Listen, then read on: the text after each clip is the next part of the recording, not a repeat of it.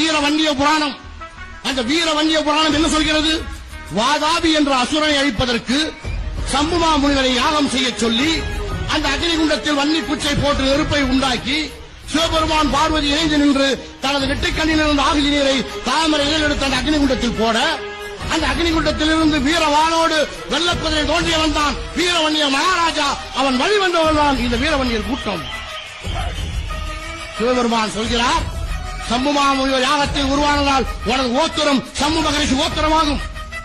வன்னிக்குச்சி நெருப்பில் நீ உருவானால் நீ வீரவன்னியன் என்று அழைக்கப்படுவாய்.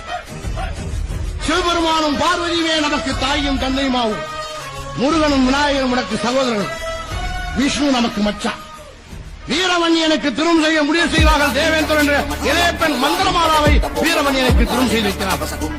இந்த வரலாறு புராணத்தை நாங்கள் சொல்லவில்லை, இந்து மதம் சொல்கிறது. ஆக அதர்மத்தை அழித்து தர்மத்தை நிலைநாட்ட பிறந்தவன் தான் வீரவன்னியனோட சோத்திரியன்.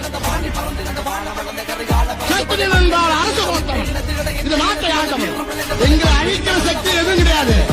அக்னியில பிறந்தாங்க, அக்னியில பிறக்க சொல்ல முடியுமா? சொல்லு. வாதாபி யாரு?